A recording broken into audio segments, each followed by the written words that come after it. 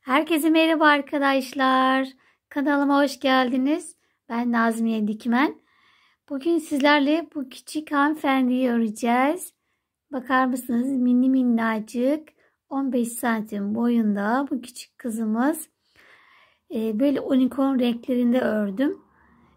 Daha önce böyle Perihan'ın ipleri gelmişti bana. Unicorn Hair Star diye.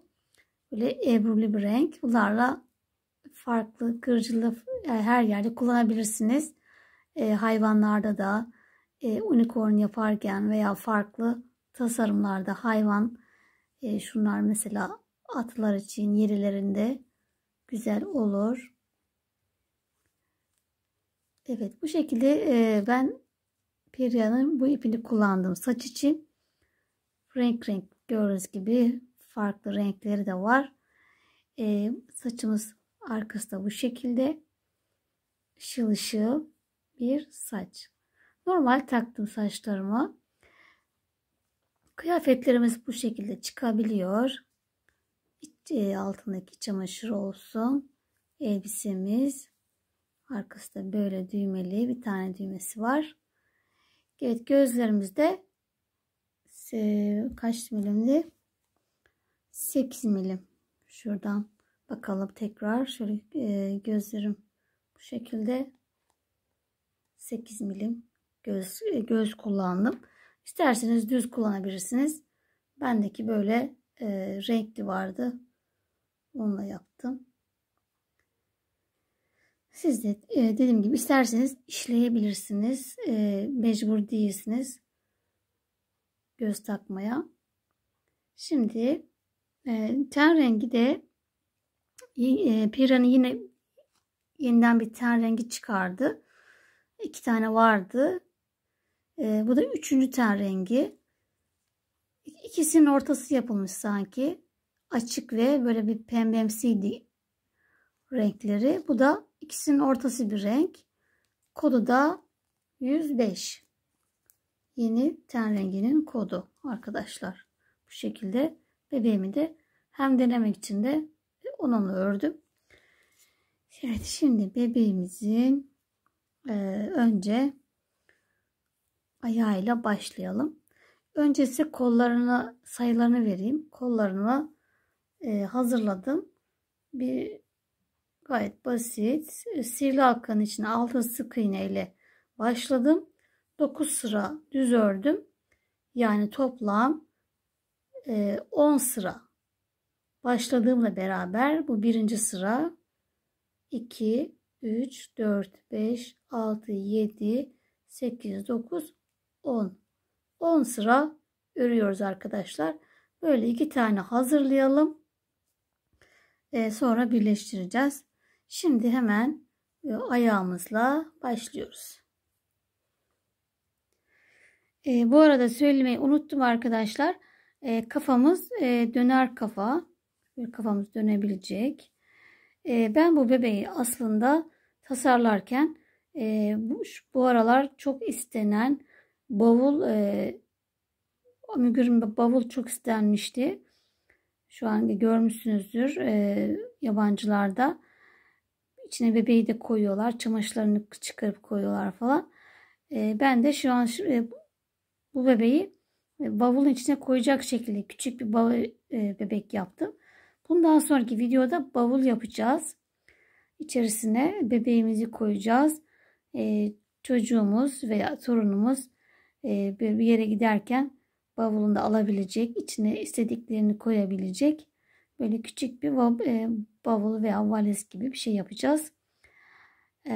Bunun dışında bir şey daha diyecektim. Hatırladım. Hani ip olarak da istediğiniz iplerde, istediğiniz renklerde örebilirsiniz. Hepimizin artan bir sürü ipi var. Onlardan artan iplerinizi değerlendirebilirsiniz. Hani illaki saçı böyle olacak, ten rengi böyle olacak diye bir şey yok. Her türlü iple istediğiniz şekilde yapabilirsiniz arkadaşlar. Evet, artık başlayabiliriz. Evet, şimdi bacağımız için önce sihirli halkayla başlıyoruz. Yine hatırlamak için evet, orta parmağımı 2 kere doluyorum arkadaşlar. 1 2 kere doladım. İçinden geçiriyorum tığımı. Bu arada tığım yine 2.20 ve bir tane ipimi sabitledim.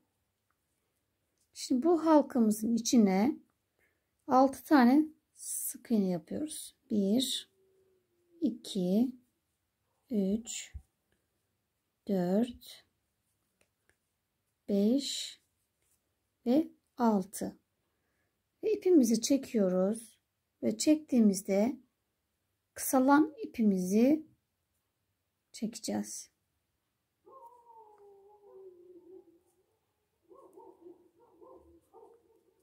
Evet, şimdi ipimiz geldi. Şimdi tekrar hepsini bıraktık. Normal ilk baştaki ipimizi çekiyoruz. Ve sihirli halkamızı oluşturduk. İlk sık iğneye batarak CC ile kapatıyoruz. Evet, birinci sıramızı bitirdik. Bir zincir çekiyorum. 2 tane sık iğneye tek batıyoruz. 1 2 üçüncüye çift batalım. 2 tane yapıyoruz. Yani arttırdık. 2 tane yine tek batalım. 1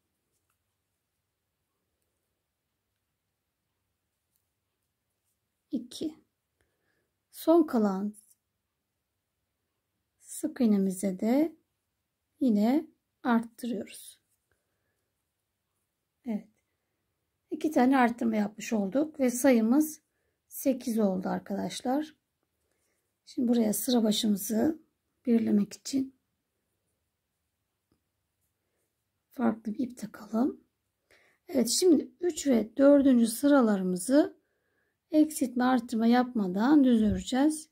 2 4 6 8 şurası. Evet, 2 sıra düz örelim.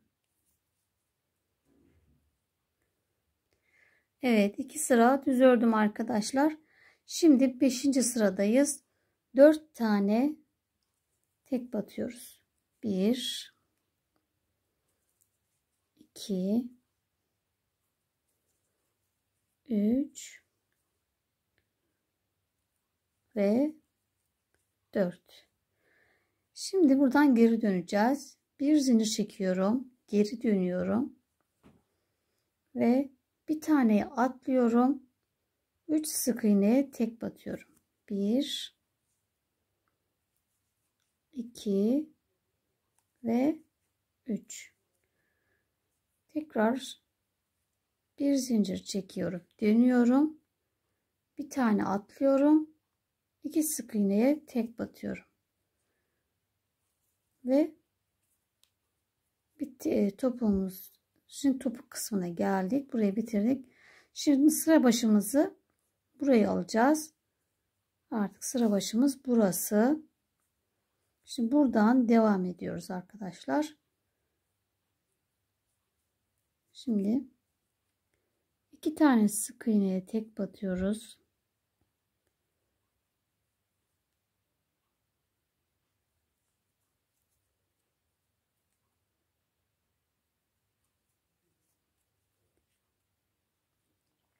Bir ve 2.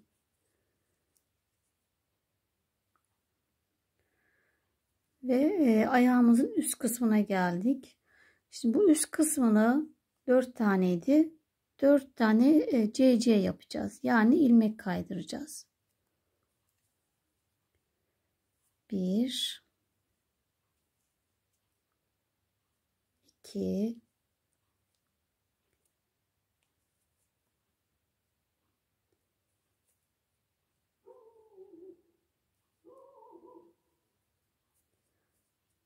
3 ve 4 tane ilmek kaydırdım. Topa kısmına geldim. Yine 2 tane Toplam 4 tane yapacağız. 1, 2, 3, 4 tane diye.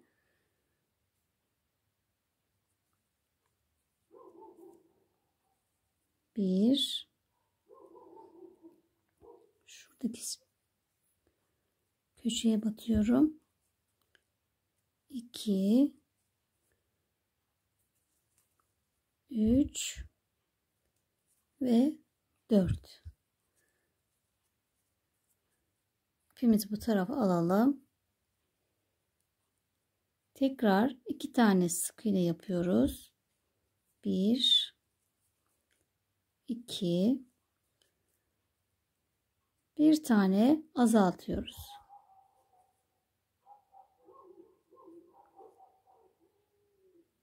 İlmek kaydırdığım yerden de aldım. Evet, bir tane azalttık. Bir tane tek batıyoruz.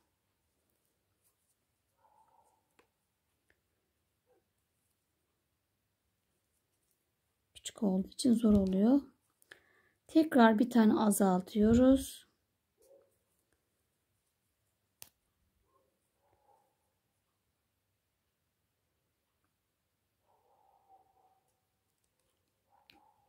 Ben yanındakinden de aldım. İkisini bir azaltıyorum.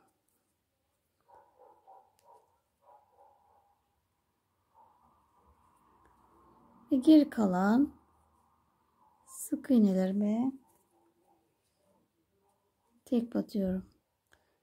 3 tane sık iğne kaldı. 1, 2 ve 3.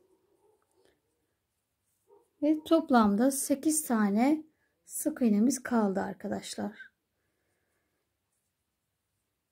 Şimdi bundan sonra 4 sıra eksiltme arttırma yapmadan düz öreceğiz.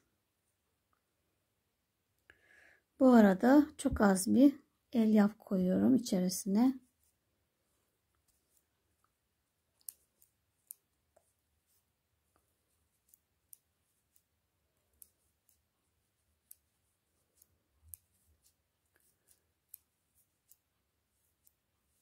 Evet, şimdi devam edelim. Evet, 4 sıra düz ördüm arkadaşlar. Şimdi iki yanda arttırma yapacağım. 2 tane tek batıyorum. Bir tane arttırıyorum.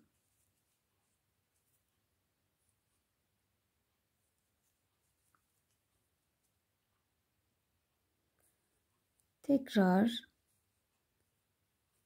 3 tane tek batıyorum.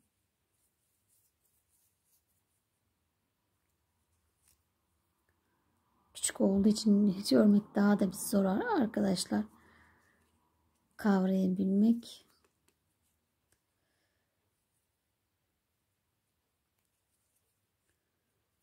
Bir tane arttırıyorum. Sayım 10 oldu. Son bir tane kaldı. Ona tek battım. Bu şekilde 2 tane arttırma yapmış olduk.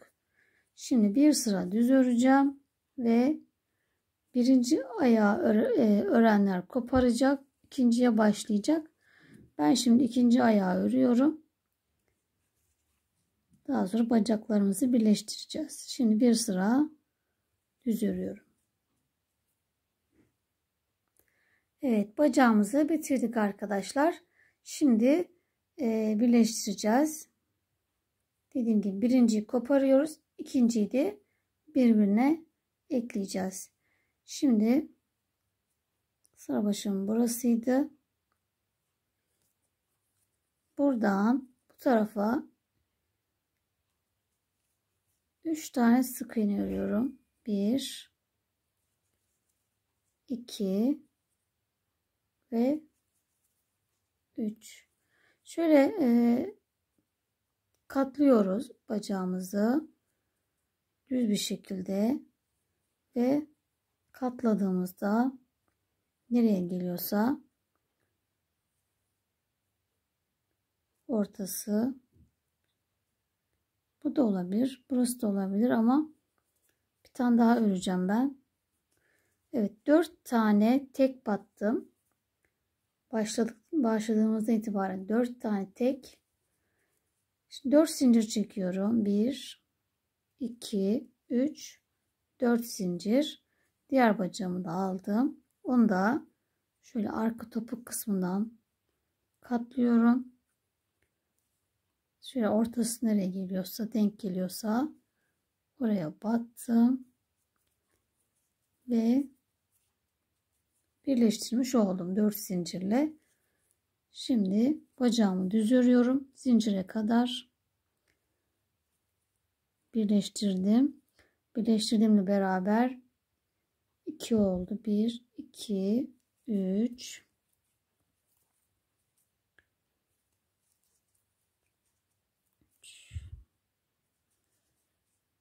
4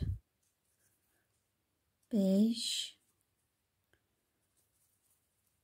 6 7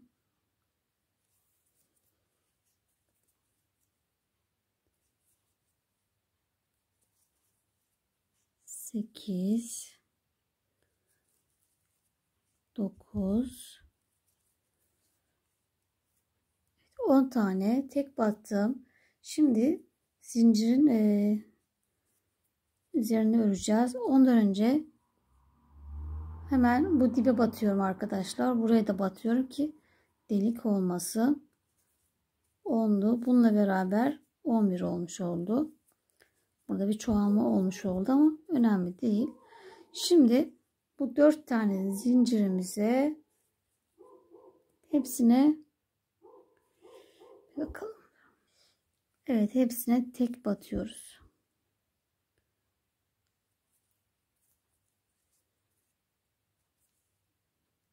Bir, iki, üç ve 4. Şimdi tekrar bu zincirin dibine batacağım. Direkt atlamıyorum. Buraya batacağım. Delik olmasın diye kapatıyoruz burayı. Bununla beraber 1 2 3 4 5 6 7 sıra başına geldik aslında ama bundan sonraki sıra başımız burası arkadaşlar. Bu zincirin üzerine ördükten sonra sıra başımızı değiştiriyoruz. 7 örmüştük. 8 9 ve 10 tane ördüm. 10, hatta şurası da 11 oldu. 11. Şimdi zincirimin bu tarafını öreceğim. Diğer tek katını 4 tane 2 3 ve 4. Evet, şimdi dediğim gibi bundan sonraki sıra başımız burası arkadaşlar. Buradan alıyorum ve sıra başımız burası. Şimdi sayalım bakalım kaç ilmek var. Evet, saydım ve 30 tane sık iğnem var. Şimdi bundan sonra 6 sıra eksiltme arttırma yapmadan döne döne düz öreceğiz. Evet, zincirin üzerine ilk yaptığımız sık iğne ile beraber şurası 2 4 6 sıra düz ördüm arkadaşlar. Şimdi 7. sıramızdayız. İki yandan azaltma yapacağız. Şu sıramızı belirleyelim.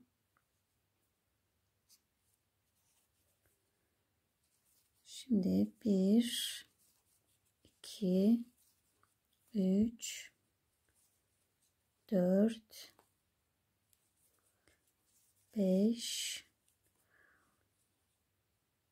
6 tane tek battım. Bir tane azaltıyorum. Tekrar diğer bacağımın diğer yanına kadar düz örüyoruz. 3 4 5 6 7 8 9 10 11 12 12 tane tek battım. Bir azaltıyorum. Ve sıra sonuna kadar geri kalan sık iğnelerime tek batıyorum. 3 4 5 6 7 8 tane düz ördüm ve 2 tane azaltmış olduk. 28 tane sık iğnemiz kaldı. Şimdi 8. sıramızı eksiltme, arttırma yapmadan hepsine tek batacağız. Yani düz öreceğiz. Evet, 9. sıramızdayız ve yine 5 tane sık iğneme tek battım. Bir azaltıyorum. Bacağımın yan tarafında şöyle katladığımda yarıya nereye geliyorsa diğer yana kadar yine tek batıyorum. 3 4 5 6 7 8 9 10 11 12 tane yine tek battım. Bir azaltıyorum. Yine 2 tane azalmış oldu. 26 sık iğnem kaldı. Sıra sonuna kadar tek batıyorum.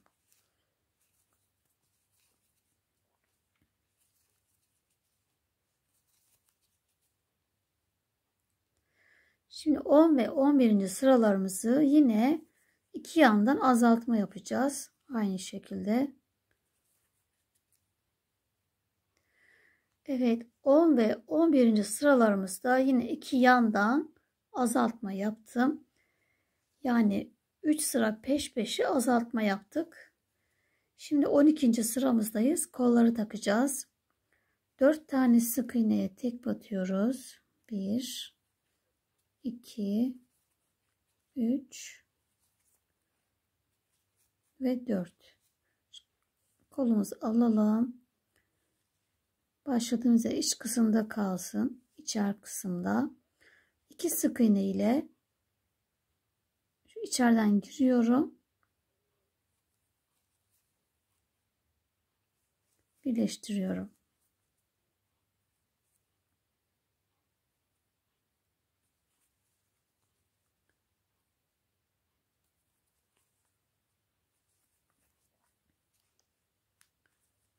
Bir ve 2.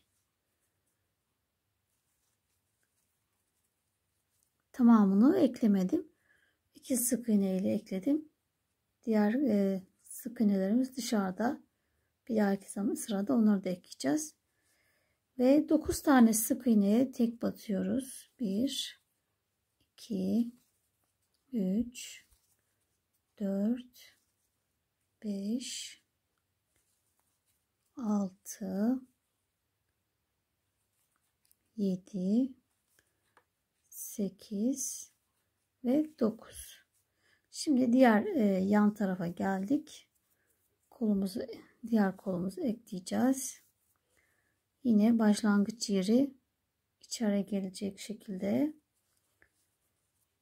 2 sık iğne ile ekliyoruz.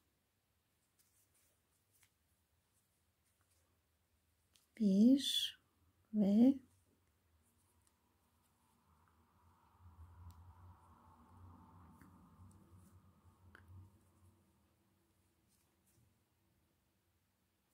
2. Evet, 2 sık iğne ekledim ve geri kalan 1 2 3 4 5 tane geri kaldı. Onları da tek batıyoruz.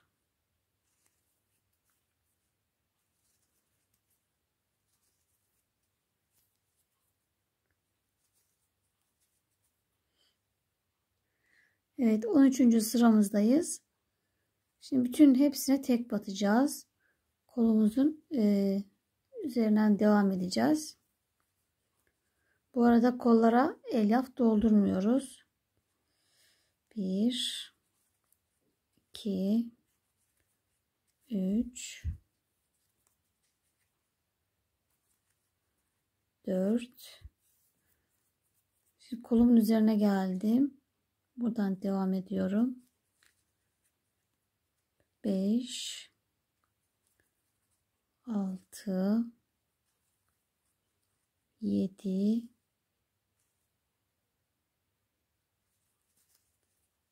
8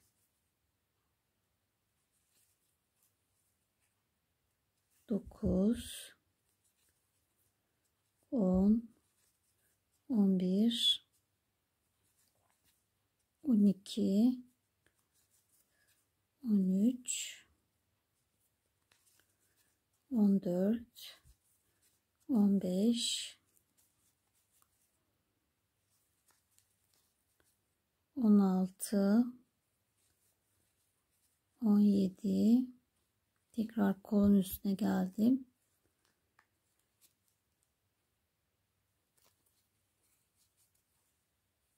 18 19 20 21. Gövdeye geçiyorum. 22 23 24 25 ve 26. Evet, bu şekilde kollarımızı yapmış olduk. Şimdi içini biraz dolduralım.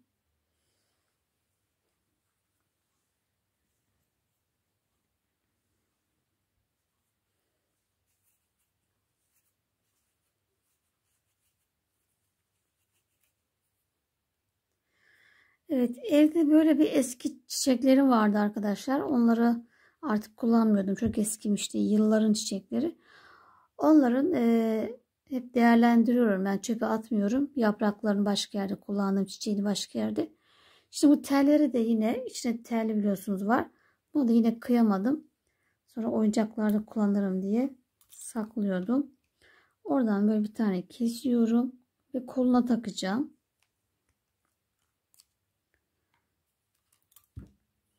Evet, kolu ölçüsünde şöyle ölçelim. Biraz da kıvıracağız.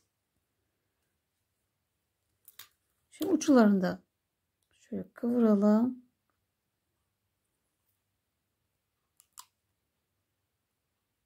Tabi yapmak isteyenler yapmak mecbur değilsiniz. Sadece bir gösteriyorum size.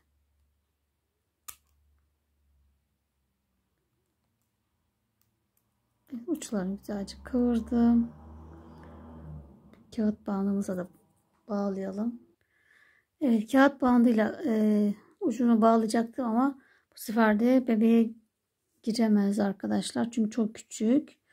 O yüzden böyle içerisine yerleştireceğim. Bu bayağı uzun geldi. O yüzden ölçelim. Biraz daha istiyor. Evet, yeniden ucunu kestim. Bugüne göre bunu da yerleştirelim. Evet, böyle kollarımız hareketli oldu. Şimdi tekrar örmeye devam edeceğiz. Şöyle yapalım biraz daha. Evet, 14. sıramızda kalmıştık. Şimdi bu sıramızda yine eksiltme arttırma yapmadan düz öreceğiz. 26 sık iğnemiz vardı. Hepsine tek batalım. Evet, yeniden saydığımda 25 çıktı arkadaşlar. Çok da önemli değil. Bir tane eksik fazla. Şimdi 15. sıradayız ve omuz kısmında kesme yapacağız. İşte oraya kadar düz örelim.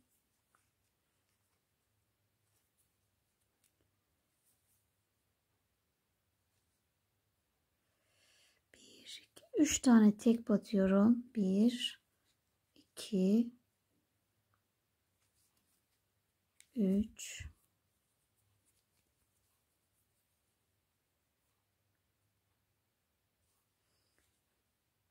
ve 3 tane peş peşe azaltıyoruz. Birinci azaltmamı yaptım. İkinci azaltma ve üçüncü azaltma. 3 tane peş peşe omuz kısmından azalttım. Şimdi diğer omuza kadar 1, 2, 3, 4, 5, 6, 7 tane tek batıyorum. Yine 3 tane peş peşe azaltıyorum. 1, 2 ve 3. Evet, 3 tane sık iğneme de tek batıyorum. 6 tane azalmış oldu. 19 tane sık iğnemiz kaldı. Evet, şimdi 16. sıramızdayız ve bir tek bir azaltı yapıyoruz. Sıra sonuna kadar bir tek bir azalt.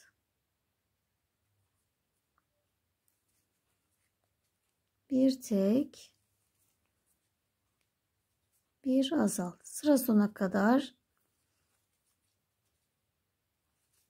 hep tekrar yapıyoruz. Sıra sonunda 13 kalıyor. Sonra bir tane daha yandan keseceğim 12 kalması için. Ve gövdeyi bitirmiş olacağız. Boyuna devam edeceğiz. Boyunu örmeye.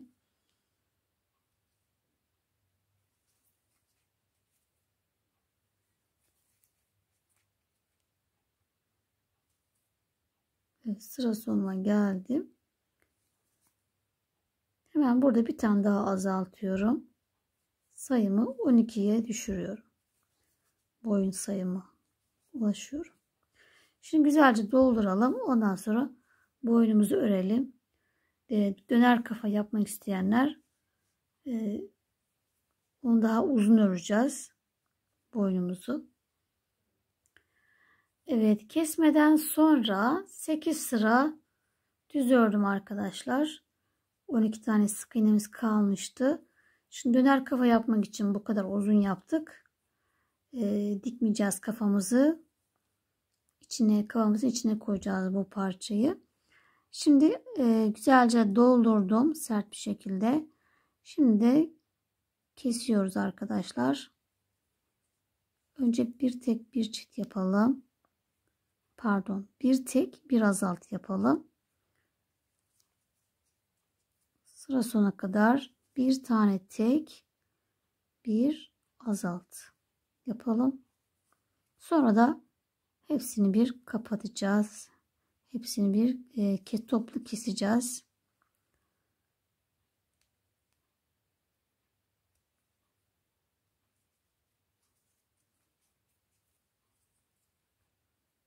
Bir tek. Evet, son kesmeyi yapmadan önce de yine şu son boşlukları dolduralım.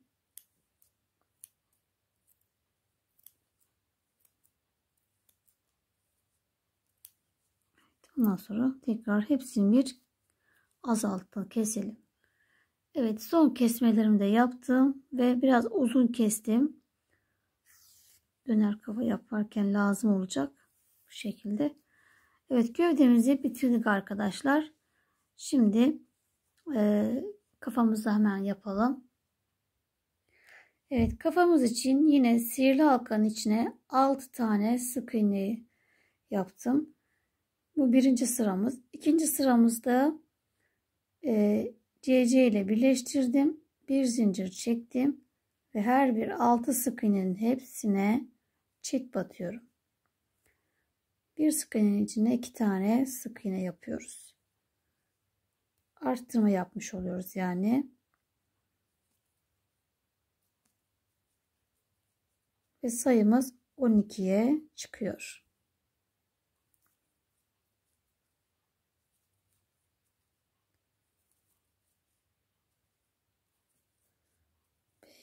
Ve 6. Evet. 6 tanenin hepsine çift battım. 12 oldu. Şu ipimizi de araya koyalım. Sıramızı belirlemek için. Şimdi bir tane tek, bir çift yapıyoruz. Bir tek, bir çift. Sıra sonuna kadar tekrar yapıyoruz. Bir tek, bir çift. Evet, yine 6 tane arttırma yapmış olduk. Sayımız 18 oldu. 4. sıradayız.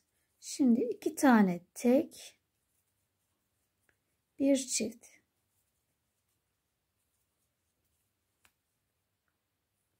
İki tane tek,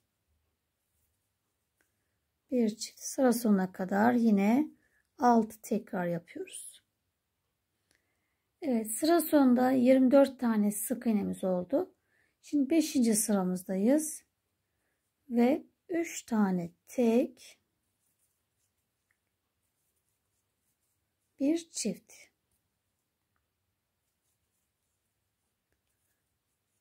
Yine sıra sonuna kadar 3 tek, bir çift devam ediyoruz.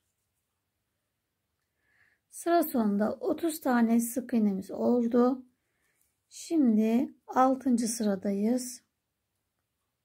4 tane tek,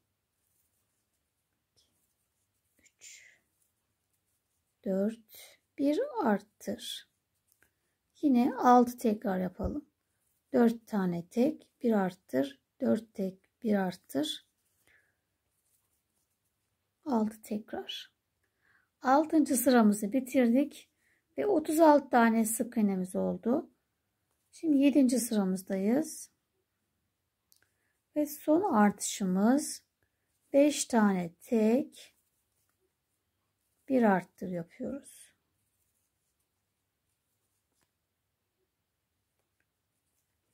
Tekrar 5 tane tek, bir arttır. Bunu 6 defa tekrar yapıyoruz.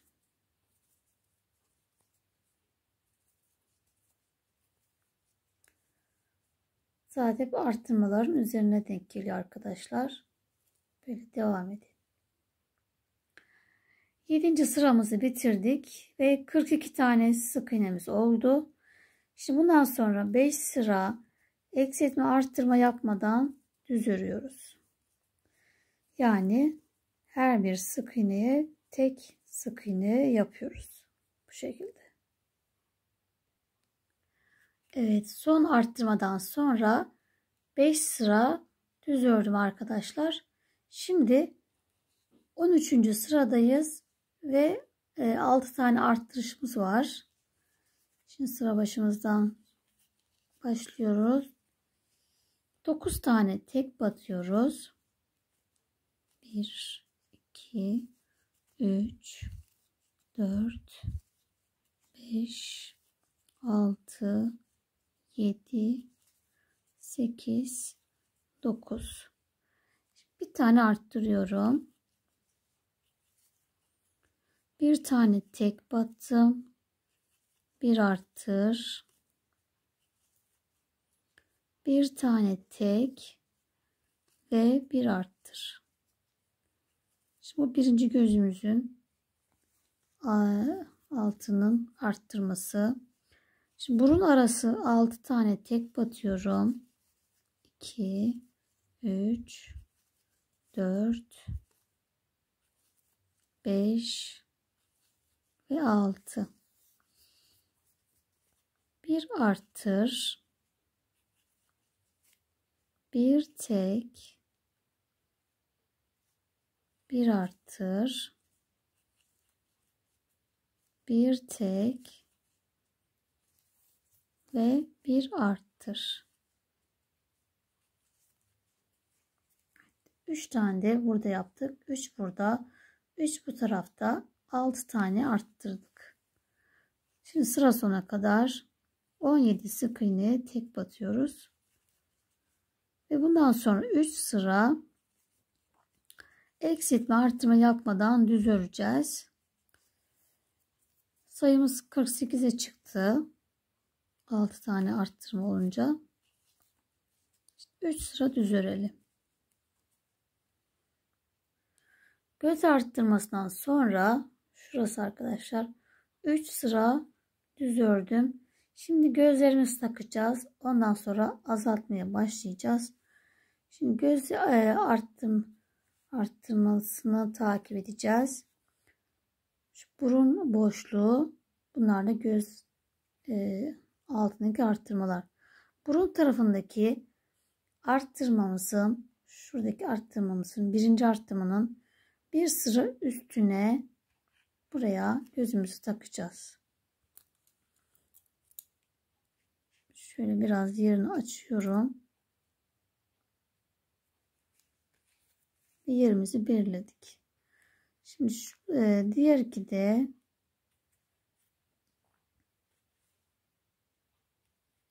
yine aynı diğer gözümün altındaki birinci arttırmanın bir sıra üstünde yine aynı buraya, ikinciyi de buraya takacağız.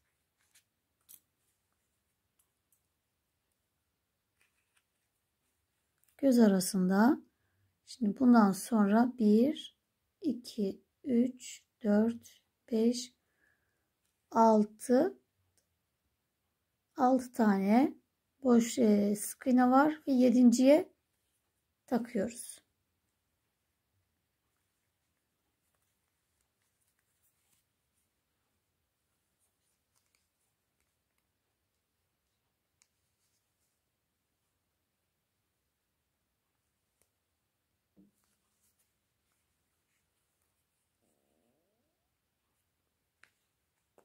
Evet.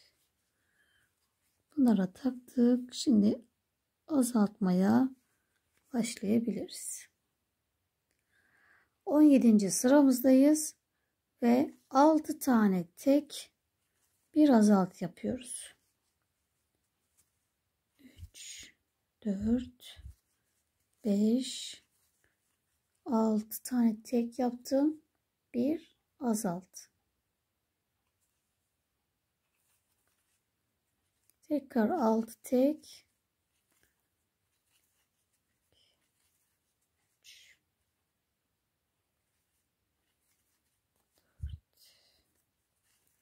5 6 bir azalt.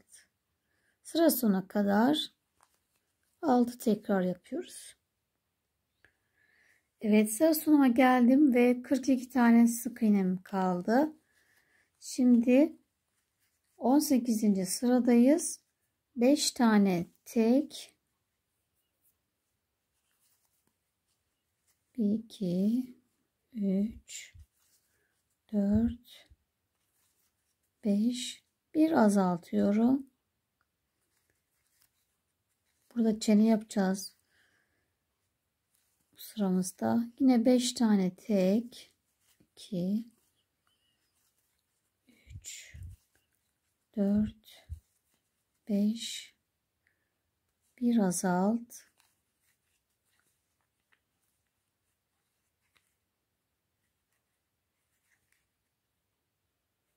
Çenemin yerini şurada belirledim.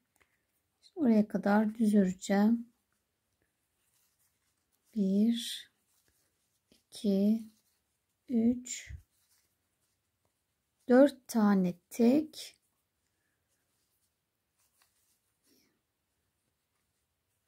bir arttır değil, bir deliğe 3 tane arttırıyoruz. 3 tane sık iğne yapıyoruz. Bir deliğin içine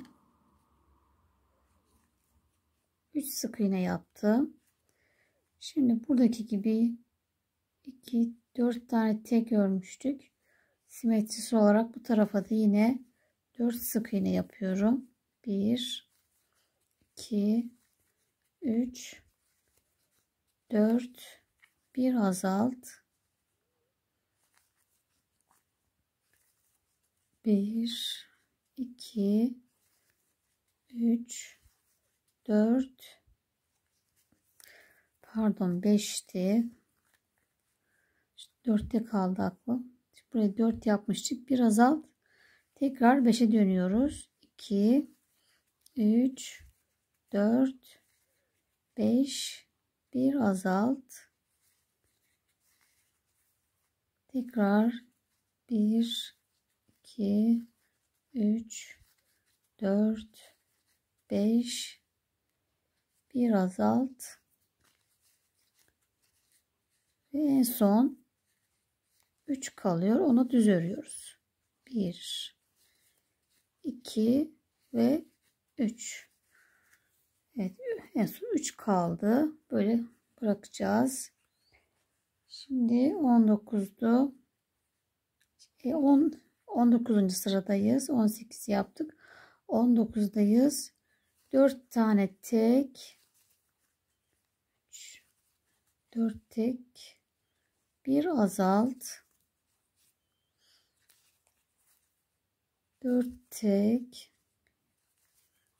2 3 4 bir azalt. Şimdi bu çeneyi düz öreceğiz. 1 2 3 4 5 6 7 8 9 10 11 tane düz ördüm. Bir azaltıyorum. 4 tek 2 3 4 bir azalt.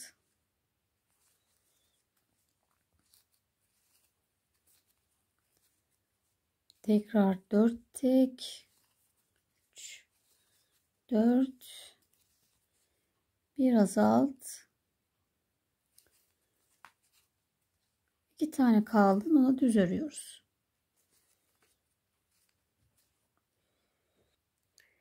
Evet, sıra sonunda 34 tane sık iğnemiz kaldı. Şimdi 20. sıramızdayız. 3 tane tek bir azalt yapacağız. 1 2 3 bir azalt. Tekrar 3 tane tek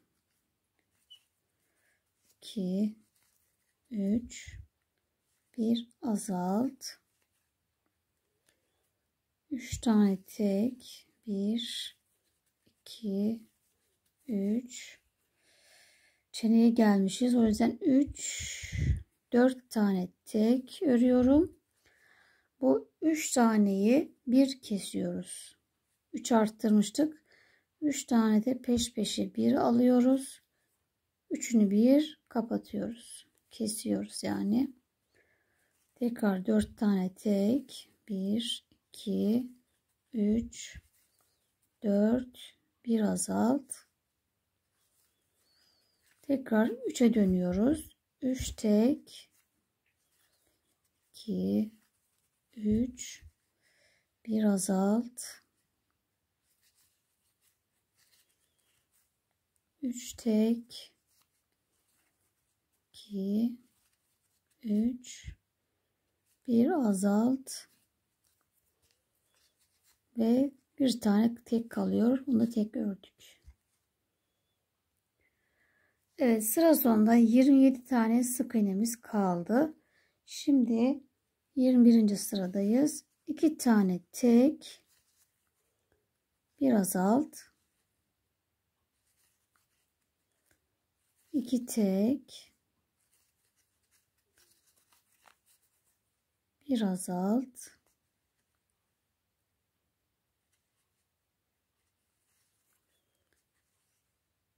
2 tek,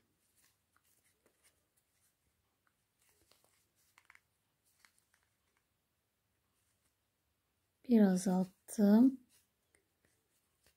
Bir tane daha azaltıyorum yanında peş peşe. Peş peşe 2 tane azaltıyoruz çenede.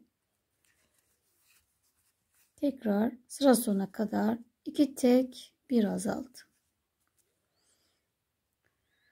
Evet, sıra sonunda 20 tane sık iğnem kaldı.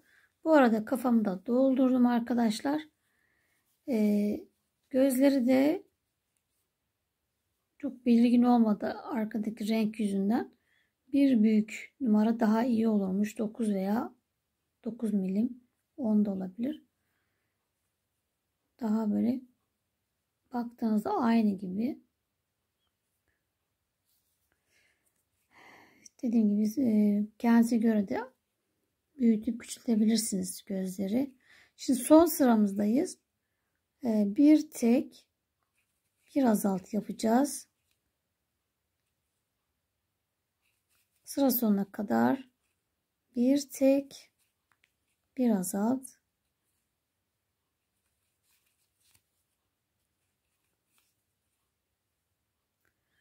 Evet, sıra sonunda 13 sık iğnem kaldı. 12 kalması için bir tane daha azaltacağım hemen.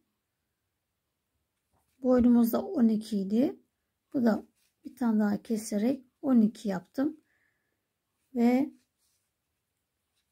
ilmek kaydırarak bir zincir çekiyorum. İpimi kesiyorum arkadaşlar ve bu kafamızı bitirdik. Evet, daha sonra tekrar güzelce dolduracağız. Boşluklarımız var. Şimdi videomuzun sonuna geldik. Bugün